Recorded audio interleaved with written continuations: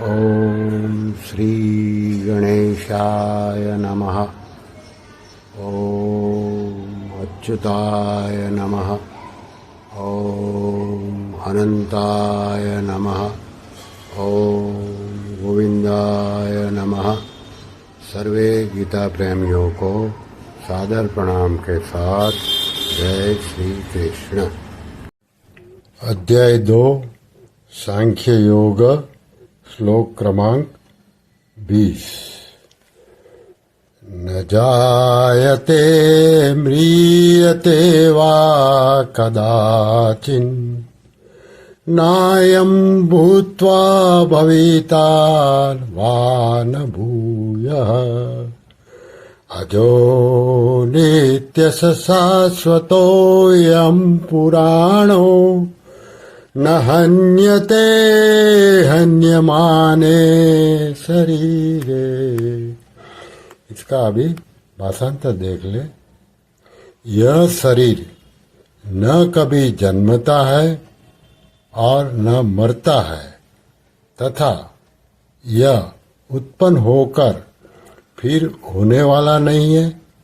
यह जन्म रहित नित्य निरंतर रहने वाला शाश्वत और अनादि है। शरीर के मारे जाने पर भी यह नहीं मारे जाता। अब बाद में हम इसका विवेचन देखेंगे। श्लोक 20 का विवेचन परम श्रद्धेय स्वामी राम सुखदास जी रचित साधक संजीवनी के आधार पर हम देखें। इसमें स्वामी जी ने जो व्याख्या दी है, कहा शरीर में 6 विकार होते हैं। उत्पन्न होना, सत्ता वाला दिखना, बदलना, बढ़ना, घटना और नष्ट होना। यह शरीरी इन 6 विकारों से रहित है। यही बात भगवान इस श्लोक में बता रहे हैं। न जायते म्रियते वा कदाचित्। जैसे शरीर उत्पन्न होता है, ऐसे यह शरीर ही कभी भी किसी भी समय में उत्पन्न नहीं होता। यह तो सदा से ही है। भगवान इस शरीर को अपना अंश बताते हुए इसको सनातन कहा है। 15वें अध्याय के 7वें श्लोक में कहा है, ममेवांशो जीवलोके जीवभूतः सनातनः। यह शरीरी कभी मरता भी नहीं।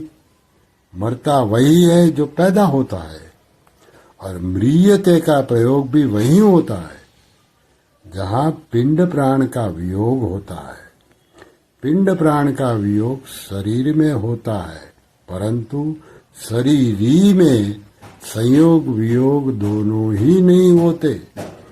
यह ज्यों का त्यों ही रहता है। इसका मरना होता ही नहीं। सभी विकारों में जन्मना और मरना, ये 2 विकार ही मुख्य है। अतः भगवान ने इनको 2 बार निषेध किया है।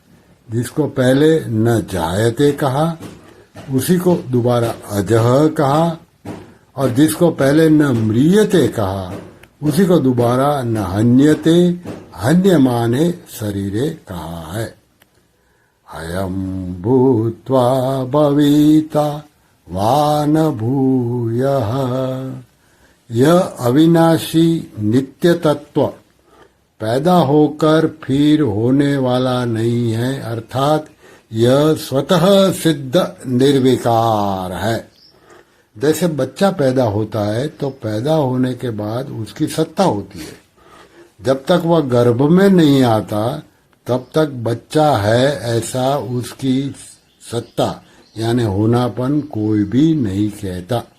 तात्पर्य है कि बच्चे की सत्ता पैदा होने के बाद होती है, क्योंकि उस विकारी सत्ता का आदि और अंत होता है।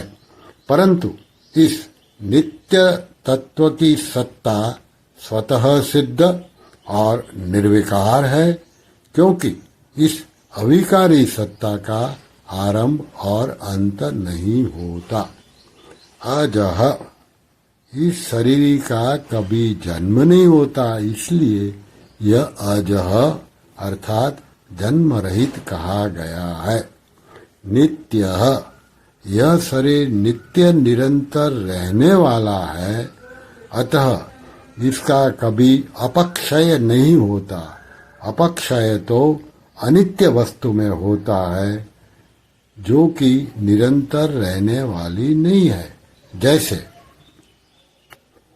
आधी उम्र बीतने पर शरीर घटने लगता है, बल क्षीण होने लगता है, इंद्रियों की शक्ति कम होने लगती है। इस प्रकार शरीर, इंद्रिया, अंतःकरण आदि का तो अपक्षय होता है, पर शरीर का अपक्षय नहीं होता। इस नित्य तत्व में कभी किंचित मात्र भी कमी नहीं आती।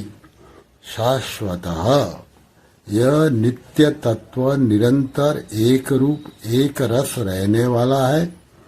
इसमें अवस्था का परिवर्तन नहीं होता, अर्थात यह कभी बदलता नहीं। इसमें बदलने की योग्यता है ही नहीं। पुराणः, यह अविनाशी तत्व पुराण यानी कि पुराना अर्थात अनादि है। यह इतना पुराना है कि यह कभी पैदा हुआ ही नहीं। उत्पन्न होने वाली वस्तुओं में भी देखा जाता है कि जो वस्तु पुरानी हो जाती है वह फिर बढ़ती नहीं, प्रत्युत नष्ट हो जाती है। फिर यह तो अनुत्पन्न तत्व है, इसमें बढ़ना रूप विकार कैसे हो सकता है? तात्पर्य है कि बढ़ना रूप विकार तो उत्पन्न होने वाली वस्तुओं में ही होता है, इस नित्य तत्व में नहीं। न हन्यते हन्यमाने शरीरे, शरीर का नाश होने पर भी इस अविनाशी शरीर का नाश नहीं होता। यहाँ शरीरे पद देने का तात्पर्य है कि यह शरीर नष्ट होने वाला है। इस नष्ट होने वाले शरीर में ही 6 विकार होते हैं, शरीर में नहीं। इन पदों में भगवान ने शरीर और शरीरी को जैसा स्पष्ट वर्णन किया है, ऐसा स्पष्ट वर्णन गीता में दूसरी जगह नहीं आया है। अर्जुन युद्ध में कुटुंबियों के मरने की आशंका से विशेष शोक कर रहे थे। उस शोक को दूर करने के लिए भगवान कहते हैं कि शरीर के मरने पर भी इस शरीर का मरना नहीं होता, अर्थात इसका अभाव नहीं होता, इसलिए शोक करना अनुचित है। श्री कृष्ण शरणम मम, श्री कृष्ण शरणम मम, श्री कृष्ण शरणम मम, श्री कृष्ण शरणम मम। ओम कृष्णार्पणमस्तु।